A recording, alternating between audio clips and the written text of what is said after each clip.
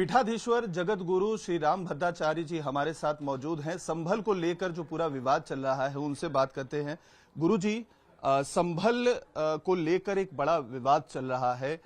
अभी तक जितने भी हैं जो कुएं हैं, बताया जा रहा है कि जो पौराणिक समय में पुराने जमाने की जो नक्शा बना हुआ था उसके तहत वहां पर 18 कूप होने चाहिए थे, कुएं होने चाहिए थे, उन्हें दबा दिया गया और अब जो कुएं हैं उन्हें खोदा जा रहा है तो उसमें कई सारी खंडित मूर्तियां निकल रही हैं। ये भी कहे जा रहे हैं कि एक जो मंदिर था करीबन 46 साल तक बंद था, उसके बाद जब उसे खोला गया तो उसमें हनुमान जी विराजमान दिखाई दिए। आप इस घटना को किस तरीके से देखते हैं, क्योंकि हिंदू बड़े पैमाने पर वहां से पलायन किए थे? मैं यही देख रहा हूँ कि हिंदुओं के प्रति अत्याचार हो रहा है और अब हिंदुओं को इस अत्याचार का समाधान करने के लिए एक हो जाना चाहिए। मैं एक ही बात कहना चाह रहा हूं, चाहे पंथ अनेक हो, हम सब हिंदू एक हों। संभल की घटना बहुत पहले से हृदय विदारक है और संभल ही नहीं, कहां कहां नहीं घटनाएं हुई आप बताइए। सब घटना हो रही है, बांग्लादेश में घटना हो रही है, पश्चिम बंगाल तो लगता है कि मानो विदेश ही हो गया है, हमारा है ही नहीं।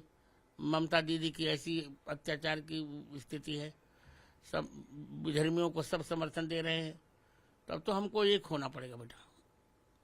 इस बार ये तो कहो कि महाराष्ट्र में हमने बहुत अच्छा किया है और मैं बहुत उत्साहित हूँ इससे।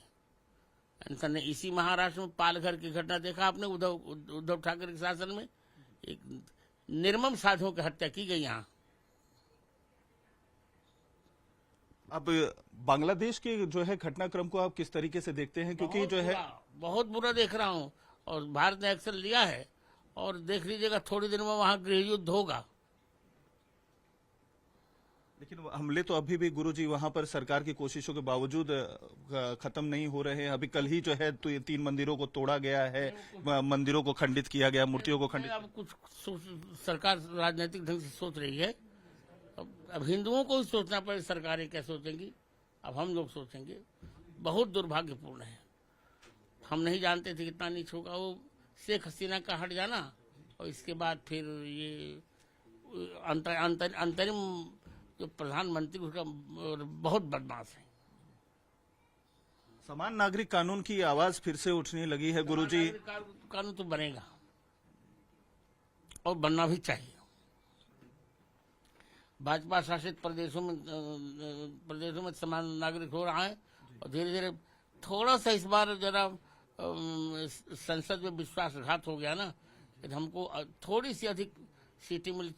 63 सीटों का हमारा नुकसान हो गया। नहीं तो इस बार आप देखिए, इस बार जो संसद चला कोई कामकाज नहीं, हंगामे हंगामे हंगामे। और राहुल गांधी की हरकतों ने तो सभ्यता की सीमा को भी तोड़ दिया। आरएसएस प्रमुख कहते हैं कि राम मंदिर जब से बन गया है तो कुछ लोग जो है हिंदुत्व का झंडा लेकर नेता बनने की कोशिश कर रहे हैं। ऐसे लोगों को जो है अपने ऊपर नियंत्रण रखना चाहिए। इसको कैसे देखते हैं? उनका बयान अदूरदर्शी, मैं कह रहा हूँ अदूरदर्शी। वो मेरे मित्र भी हैं, मुझसे अवस्था में 6 महीने छोटे भी हैं, पर उनका बयान अदूरदर्शी। ऐसा कुछ नहीं हो रहा, कोई हिंदू नहीं बनना चाहता। अब हिंदू अपनी बात तो कहेगा ही कहेगा। सभी संघ से शासित थोड़े होंगे। संघ पर हमारा शासन होना चाहिए। संघ को कौन होता हम पर शासन करने वाला? हाँ जी, अब और लोग जल्दी दिए, समय बहुत कम है मेरा। तो ये थे जगत गुरु, जिनका साफ तौर पर कहना है कि संघ का आदेश मानना जरूरी नहीं है। संघ हमारे लिए नहीं है, हम संघ के लिए हैं। और खास तौर पर संभल की जो घटना है वो बेहद दुखद है और जो कुछ भी हो रहा है, हिंदुओं पे अत्याचार हो रहा है, अब जरूरत है सभी हिंदुओं को एकजुट होने के लिए। संभल में लगातार कुएं और बावरी मिलने का जो सिलसिला है वो जारी है। एक नया बावरी देखने को मिला है। कहते हैं पृथ्वीराज चौहान के जमाने की ये बावली है। बात करने के लिए हमारे साथ सैनी साहब हैं, जिनके खेत आसपास है और लंबे समय से ये इस बावली को देखते आ रहे हैं। सर, ये कितना ऐतिहासिक है, कितना पुराना है और इसकी कहानी क्या है? तो सैकड़ों वर्ष पुराना है सर। राजा पृथ्वीराज चौहान के टाइम की चीजें हैं ये। और ये एरिया भी पूरा हिस्सा है। ये नहाने की बावली हुआ करती थी, इसमें पानी भरा रहता था पहले। और इसमें सुना है राजा रानियां नहाने के लिए आते थे। और चोर को नाम तो उससे गलत पड़ गया। चोर को इसलिए पड़ गया कि जंगल था ये पूरा, शाम को यहाँ खेती करने के लिए कोई रुकता नहीं था डट की वजह से, तो चोर यहाँ पर ठहर जाते थे। किसी ने देखा होगा तो वो चोर चोर, तो चोर कुआं करके वो तो एक बार नाम पड़ जाए कोई तो वही रह जाता है। लेकिन ये नहाने की बावड़ी रही है, इससे ज़्यादा कुछ नहीं है इसमें। और ये 2 मंजिल है फिलहाल, नीचे मंजिल नहीं है कोई पट गया है ये बारिश से। और ये अभी भी इतना हिस्सा सुरक्षित है, बहुत जगह तो वो चीज़ रहती भी नहीं है। लेकिन लोग कहते हैं कि और गहरा है और मंजिलें हैं इसके नीचे। और गहरा तो नहीं देखा हमने। अब 60 फीट पे 70 फीट पे वाटर लेवल है, उससे नीचे क्या हो सकता है? बिल्कुल, है ना। तो इसका इतिहास क्या रहा होगा? यहाँ पे क्या करते थे लोग? बावली का क्या इस्तेमाल होता था और क्या मतलब इसका इतिहास क्या है? इतिहास यही है कि जैसे ये जो जगह है चमन के नाम से मशहूर थी। इसमें हर तरह के पेड़ पौधे थे। राजा रानियां यहाँ आते थे घूमने के लिए और इसी में नहाया धोया करते थे, स्नान करते थे, किलोले करते थे। ये उस टाइप की चीज है जैसे हम लोगों को हमारे बुजुर्गों ने बताया। आज इसकी स्थिति ऐसी हो गई, क्या लगता है आपको? क्या कारण रहे कि ये बावली इस तरीके से जो है? पुरातत्व विभाग की चीजें हैं, उनको ध्यान देना चाहिए था ऐतिहासिक चीजों का। पहले कभी किसी ने दिया नहीं, अब किसी कारण से सब चीज निकल के आ रही है, तो हम चाहते हैं इसका भी सौंदर्यीकरण हो। आपको लगता है कि अगर ये वापस से उस स्थिति में आएगी तो ये और ज्यादा जो है लोगों को पसंद आएगा और लोग आएंगे? लोग तो इसमें मेला लगता है वंश गोपाल का, तब देखने आते हैं। ईदगाह है यहाँ नमाज पढ़ने, वो देखने आते हैं। जिन लोगों को पता लगता है वो देखने आ जाते हैं। बाकी किसी ने क्या कि इस पे कब्जा कर लिया था, चोर कुआं बना दिया था, चोर आते थे? कोई कब्जा नहीं, ये तो खुली जगह है, कब्जा किसी का नहीं है। ये क्या चोर वगैरह आके यहाँ पे रहते थे? भाई शाम को कोई रुकता नहीं था, 4 बजे के बाद रास्ते नहीं थे, भूड़ के रास्ते थे, कच्चे रास्ते थे। हम लोग भी हमारे बुजुर्ग भी 3-4 बजे निकल जाते थे यहाँ से खेती करके। अब रात को चोर रुक जाते थे यहाँ पर। किसी ने देखा होगा गांव वाले ने, तो उसने कहना शुरू कर चोर है यहाँ पर, चोर है, तो चोर को नाम पड़ गया। लेकिन इसका ओरिजिनल नाम क्या है? इस बावली? बावड़ी। बावड़ी नहाने वाली, वो बावर वाली बावड़ी नहीं, बावड़ी नहाने की बावड़ी। नहाने की जैसे बहुत जगह बावड़ी होती है। जी। तो ये बावरी है और इसका नाम चोर कुआं है। आप सुनेंगे किंवदंतियां हैं इस पूरे इलाके में। लोग जब आप पूछेंगे कि इस बावरी का नाम क्या है तो लोग कहते हैं कि ये चोर कुआं है। लेकिन चोर कुएं के पीछे की कहानी ये है कि शाम के वक्त में जब लोग यहाँ से चले जाते थे तो उसके बाद यहाँ पर जो चोर है वे आगे छिपा करते थे। और यही कारण है कि इसकी स्थिति इतनी जर्जर हो गई है, इतनी खराब हो गई है। और लोग कहते हैं कि अगर ये पुरातत्व विभाग और जो जिला प्रशासन है वो अगर प्रयास करे तो इसको वापस से इसके ओरिजिनल स्ट्रक्चर में लाया जाए और काफी सुंदर होगा। ये लोग आएंगे बाहर से देखने के लिए। सैनी साहब थे, इनके खेत आसपास हैं, अपने समय से देखते आ रहे हैं, अपने पुरखों से ये बातें जो है वो सुनते आ रहे हैं, इसकी कहानी। और कहते हैं कि पृथ्वीराज चौहान की ये बावड़ी है, पृथ्वीराज चौहान ने इसे बनवाया था और अपनी रानियों के साथ पृथ्वीराज चौहान यहाँ पर आया करते थे। खंड के साथ अभिषेक राज, टाइम्स तो भारत, संभल। संभल के अंदर बावड़ी और कुएं का मिलना जारी है। अब तक 19 कूप जो है उसका ASI सर्वेक्षण हो चुका है और लगभग 5 ऐसे तीर्थ स्थल हैं जहां पर ASI और स्टेट आर्कोलॉजी की टीम पहुंची थी और वहां पे सर्वेक्षण हुआ था। अभी चंदौसी में एक बावड़ी मिली है, काफी पुरानी बावड़ी है, उसकी खुदाई चल रही है। 4 कमरों वाली बावड़ी है और कहते हैं ऐसा कि वो 200, 250, 300 साल पुरानी जो है वो बावड़ी है। अभी उसका जो डेटा है वो अभी प्रशासन के पास पूरे तरीके से नहीं आया है, उसकी जांच की जा रही है। ऐसे में संभल में एक और बावड़ी देखने को मिली है, इसका नाम है चोर बावड़ी। चोर बावड़ी नाम क्यों है, इसके पीछे एक कहानी वो बताएंगे। लेकिन ऐसा कहते हैं कि पृथ्वीराज के चौहान के समय की ये बावड़ी है और ये 2 मंजिला बावड़ी है। यहाँ अगर आप देखेंगे तो ये बावड़ी देखिए कितनी बड़ी बावड़ी है और यहाँ पर कमरे बनाए गए हैं। ये कमरे बहुत पुराने हैं, ये बावड़ी बहुत पुरानी है। ऐसा कहते हैं कि राजा पृथ्वीराज चौहान जब हुआ करते थे यहाँ पे, उस वक्त ये बावड़ी का इस्तेमाल करते थे, अपनी रानियों के साथ वो यहाँ आया करते थे, यहाँ पे स्नान ध्यान करते थे, अपनी रानियों के साथ यहाँ बैठते थे और उसके बाद वो यहाँ से जाते थे। कभी कभी कहते हैं कि उनकी सेना भी यहाँ आती थी, सेना भी बैठती थी, सेना विश्राम करती थी और फिर अगले पड़ाव की तरफ आगे जाती थी। ये बावड़ी की हालत देखकर आप समझ सकते हैं कि ये कितनी पुरानी बावड़ी है।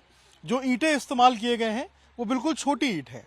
छोटी ईंट वही ईंट जो मंदिरों में इस्तेमाल किए जाते हैं, जो आज से 300, 400, 500 साल पुराने जो इमारतें हैं उनमें इस्तेमाल होते हैं। और आप देखिए कि जो पत्थर यहाँ पे इस्तेमाल किए गए हैं, ये पत्थर भी कितने मोटे हैं और जो दीवार बनाई गई है इन पत्थरों की वो कितनी मोटी है, जो पुराने जमाने में इस्तेमाल किए जाते थे। इसके साथ साथ देखिए हर बावली में आपको ताक दिखाई देगा। इन ताकों का इस्तेमाल रोशनी के लिए किया जाता था, ताकि जब पुराने जमाने में बिजली नहीं थी उस समय दिए जलाकर यहाँ पर जो रोशनी है उसको किया जाता था। एक बार कोशिश करेंगे हम कि एक बार बावली जो है वो नीचे से आपको दिखाएं कि आखिर बावली दिखती कैसी है, अंदर से क्या है बावली का पूरा रहस्य और इतिहास। एक बार नीचे आएंगे और आपको दिखाएंगे हम कि आखिर बावली के एंट्रेंस का रास्ता कैसा है, बावली हम कैसे पहुंचेंगे और बावली किस तरीके से दिखता है। एक बार कोशिश करते हैं आपको, ये बावली का नीचे का एरिया, ये देखिए, ये जो आप देख रहे हैं ये बावली के नीचे का एरिया है और ये इतनी मोटी मोटी दीवारें जो आप देख रहे हैं ये बावली की दीवारें हैं।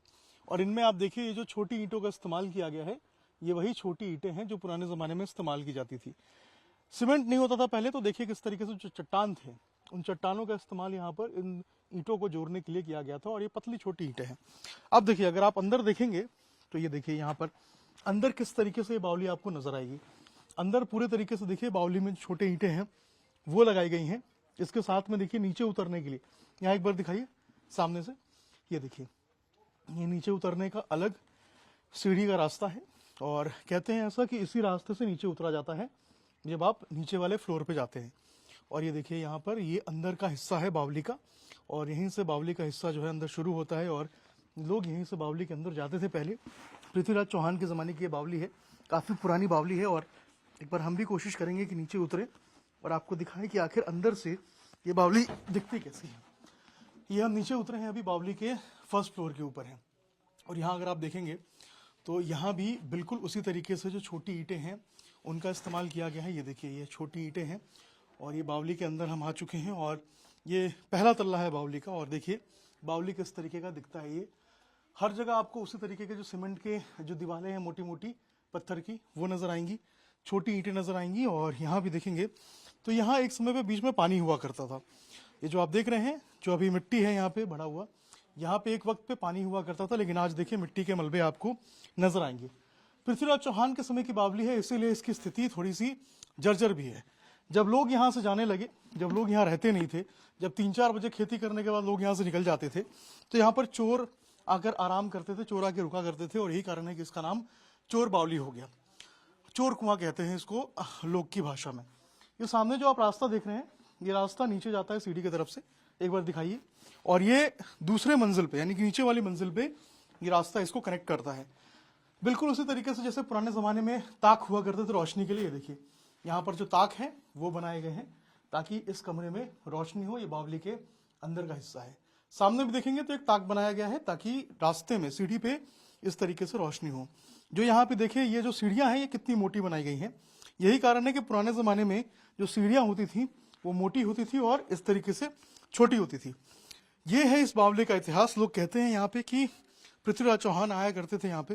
पृथ्वीराज चौहान अपनी रानियों के साथ आते थे, इसी बावली के अंदर वो स्नान ध्यान करते थे, पूजा पाठ करते थे और उसके बाद उनकी जो सेना है वो भी आके नीचे वाले फ्लोर पे विश्राम करती थी, ऐसा लोग कहते हैं।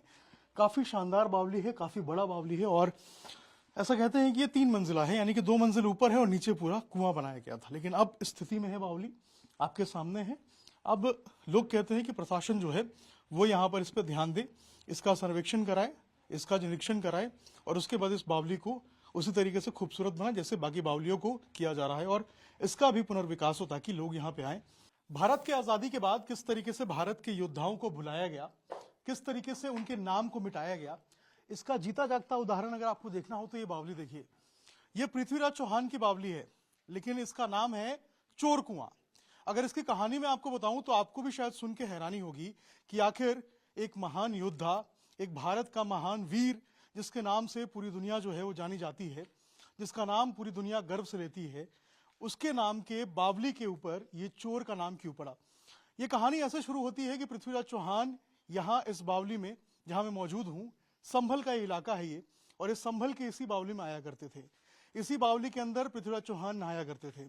ये जो आप जमीन देख रहे हैं, जो मिट्टी देख रहे हैं जहाँ मैं अभी मौजूद हूँ, ये दरअसल उस समय मिट्टी नहीं हुआ करती थी, उस समय यहाँ पर पानी हुआ करता था। ये जो मिट्टी आप देख रहे हैं नीचे, ये जो मलबा आप देख रहे हैं, ये उस वक्त नहीं हुआ करता था। यहाँ सुंदर एक बावली हुआ करती थी, लेकिन जैसे जैसे वक्त बीतता गया इस सुंदर बावली को मिट्टी के इस मलबे में तब्दील कर दिया गया। ये कमलपुर सराय है जिस एरिया में मौजूद हूँ मैं। कमलपुर सराय संभल का वो इलाका है जहाँ पृथ्वीराज चौहान यहाँ पर आके रुका करते थे, यहाँ पर नहाते थे, उनकी सेना नहाती थी, उनकी रानियां भी आती थी ऐसा कहते हैं, और उसके बाद यहाँ आकर वो विश्राम करते थे। यहाँ अगर आप देखेंगे तो यहाँ कमरा नुमा देखिए जो आकृतियां हैं वो बनाई गई हैं, यानी कि आप देखकर कह सकते हैं कि यहाँ पर इस तरीके से पार्टीशन हुआ करता था। एक तरफ जो पुरुषों के लिए, एक तरफ महिलाओं के लिए, ऐसा बताते हैं लोग कि दोनों तरफ जो है वो पार्टीशन हुआ करता था। एक तरफ रानियां रहती थी और दूसरी तरफ जो है वो यहाँ पर पृथ्वीराज चौहान कभी उनकी सेना अलग अलग जो फ्लोर्स हैं उसके ऊपर विश्राम करते थे, नहाते थे। लेकिन आज अगर स्थिति यहाँ की देखेंगे तो देख के आप दंग रह जाएंगे, हैरान रह जाएंगे, क्योंकि ये स्थिति बिल्कुल चौंकाने वाली है। आजाद भारत में किस तरीके से हमारे वीर योद्धाओं के नाम को मिटाया गया, कैसे उनकी पहचान को छुपाया गया और कैसे उनसे जुड़े हुए तमाम वो मॉन्यूमेंट्स जिनके उनकी शान बढ़ती, जिनसे उनका नाम बढ़ता, उसको मिटाने की कोशिश की गई। अब सोचिए अगर यहाँ के लोगों को पता चलता कि ये पृथ्वीराज चौहान की बावली है तो वो खुशी होकर यहाँ पे आते। जो लोग यहाँ पर संभल में आते हैं उनको ये बात मालूम होती है कि संभल पृथ्वीराज चौहान की राजधानी हुआ करती थी। वो पृथ्वीराज चौहान जिन्होंने कई सारे लोगों के, कई सारे आक्रांताओं के, जिन्होंने भारत पे आक्रमण करने की कोशिश की, भारत पे कब्जा करने की कोशिश की, अतिक्रमण करने की कोशिश की, उनके दांत खट्टे किए, वो पृथ्वीराज चौहान की ये बावली है। लेकिन इस बावली को चोर बावली बना दिया गया क्योंकि इसकी देखरेख नहीं हुई। आजादी के बाद कोई इसे देखने वाला नहीं था, इसको पूछने वाला नहीं था, इसको समझने वाला नहीं था और इसको वापस से इसके पुनर्स्थान पे, इसके वापस इसके जिस तरीके से बावली हुआ करता था वैसा इसको बनाने वाला कोई नहीं था। मैं सवाल पूछना चाहता हूं तमाम उन लोगों से, भारत की जनता से, कि क्या अगर ये अकबर की बावली होती, क्या ये अगर बाबर की बावली होती तो शायद इसकी स्थिति कैसी रहती? ये नॉर्मल सा सवाल है जो लोगों को अपने आप से पूछना पड़ेगा कि क्या ये अगर मुगलों का स्मारक होता तो शायद इसका जो है वो कहीं ना कहीं इसका ढांचा कुछ और होता, शायद इसकी अभी तक जो है उसकी रूपरेखा अलग होती, अभी तक इसका जो कायाकल्प है वो हुआ होता। लेकिन इस बावली को देखिए, अंदाजा लगाइए कि ये बावली किस स्थिति में है और आखिर क्यों है। सबसे बड़ा सवाल है कि क्यों है, किसने अनदेखा किया आजादी के बाद? क्या पिछली सरकारों ने इस बावली की तरफ ध्यान नहीं दिया? क्या पिछली सरकारों ने पृथ्वीराज चौहान के नाम को मिटाने की कोशिश की? बड़ा सवाल यह है कि अब आखिर धीरे धीरे करके जो खुदाई हो रही है, जो संभल के अंदर जो सनातन के निशान मिल रहे हैं, या संभल के अंदर जो पुराने जमाने के जो राजा हुआ करते थे, महाराजा हुआ करते थे, पुराने जमाने के जो भारत के वीर थे, जब उनके निशान मिल रहे हैं तो आखिर ये पहले क्यों नहीं हुआ? आखिर भारत में इन योद्धाओं को इस तरीके से, इनकी निशानियों को इस तरीके से क्यों छिपाया गया, क्यों दबाया गया? आज ये बावली इस कंडीशन में क्यों है? ये बड़ा सवाल है जिसे भारत की जनता को अब पूछना पड़ेगा उन तमाम लोगों से जिन्होंने भारत में इन तरीके से जो भारत के वीर थे इनके नाम को छिपाने की कोशिश की। ये बावली अपने आप में सवाल करती है कि आखिर इतनी सुंदर बावली जिसको प्रोटेक्ट करना चाहिए था, जिसको अब तक बनाना चाहिए था, इसको ऐतिहासिक स्थल के रूप में घोषित करना चाहिए था ताकि टूरिज्म प्रमोट हो, ताकि लोग यहाँ पर पहुंचे, वो बावली आज इस कंडीशन में क्यों है कि यहाँ पर चोर उचक्के आकर शराब पीते हैं और उसके बाद अपराध करने के बाद यहाँ पर अपराधी जो हैं वो छिप जाते हैं। आखिर पृथ्वीराज चौहान के नाम को बदनाम करने की साजिश किसने की? ये बड़ा सवाल है जो लोगों को अपने आप से पूछना चाहिए, उन सरकारों से पूछना चाहिए जिन्होंने इस तरीके से ऐसे स्मारकों की अनदेखी की। अब प्रशासन को चाहिए कि यहाँ पे भी आए, यहाँ पे देखें, लोगों की बात को सुने, समझे और उसके बाद इस बावली को इसके वास्तविक रूप में लाएं। ये इतना खूबसूरत बावली आप देखिए, चारों तरफ अगर मैं आपको दिखाऊं, देखिए चारों तरफ आपको पेड़ ही पेड़ नजर आएंगे और उसके बीच में ये खूबसूरत सी बावली, छोटी ईंटों की बनी बावली जो अपने आप में इतिहास की गवाही देती है। और देखिए जो पुराने यहाँ पर पत्थर लगाए गए थे वो पत्थर किस तरीके से आज भी बताते हैं कि ये कितना मजबूत बावली हुआ करता होगा, कितना खूबसूरत बावली होता था। और देखिए यहाँ पर जो नक्काशियां हैं, जो ताक हैं, ये देखिए पुराने जमाने में अगर आपने देखा होगा तो इस तरीके से ताक बनाए जाते थे। जब रोशनी नहीं होती थी, लाइट नहीं होती थी, तो यहाँ पर दिए लगाए जाते थे और आज देखिए जहां पर दिए लगने चाहिए थे वहां दीमक लगे हुए हैं। ये स्थिति आखिर क्यों हुई? आखिर प्रशासन ने इसकी देखरेख क्यों नहीं की? आखिर पिछली सरकारों ने इसको इस तरीके से जिंदा क्यों नहीं किया? बड़ा सवाल है। पृथ्वीराज चौहान की बावली चोर कुआं कैसे बन गया? भाई चोर कुआं आप समझिए कि पृथ्वीराज चौहान की बावली को कहा जा रहा है। दुख की बात है, तकलीफ की बात है, लोग भी तकलीफ में है। लेकिन सवाल आखिर उन लोगों से कि आखिर इसकी अनदेखी क्यों हुई? आखिर इन स्मारकों को जो हमारे जो इस तरीके से वीर सपूतों से जुड़े हुए हैं उनको सहेजा क्यों नहीं किया? लोगों को सवाल पूछना चाहिए, जवाब ढूंढना चाहिए।